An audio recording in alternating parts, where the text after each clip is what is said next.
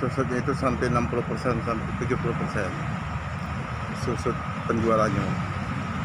Sekarang ini dikhawatirkan kambing ini tahun ini anjlok habis-habisan kalau untuk kambing sapi ya, hewan kurban.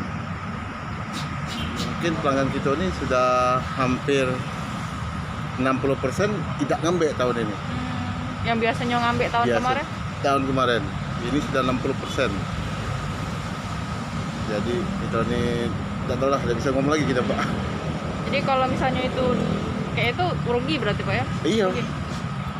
Pasti kalau rugi itu pasti. Ya serah kebaik sama yang Tuhan yang dipucuk lah. Kita ini lah sudah berusaha sih.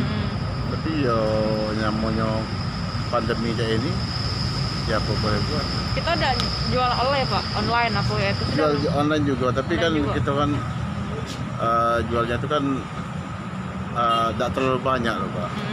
Dan juga banyak pesaing juga kan. Ya biasanya juga kan langganan kita juga banyak nih Mbak. Tapi berhubung pandemi ini banyak yang tidak ngambil. Gitu.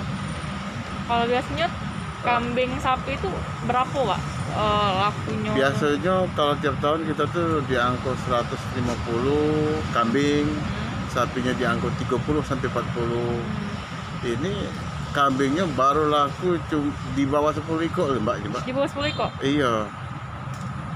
Padahal kalau ini sudah seminggu, 10 hari, 9 hari Iya, lagi. Iya, betul. Dan 10 hari lagi 10 hari lagi lah. Kambingnya baru laku di bawah 10 ekor. Padahal kemarin itu sudah hampir 80-90 kalau tahun hari-hari kayak ini sudah. Ini sapinya juga tidak nyampe 10 ekor lakunya. Aduh gila-gilaan tahun ini. Sepanjang kita dagang ya tahun inilah yang parah. Ya kalau ada kan kebijakan pemerintah tuh ya bantu apa penjualannya kan atau cak mano kan solusinya kan. Kalau cak ini bisa mati kelaparan gitu. Dengan Mbak siapa Pak?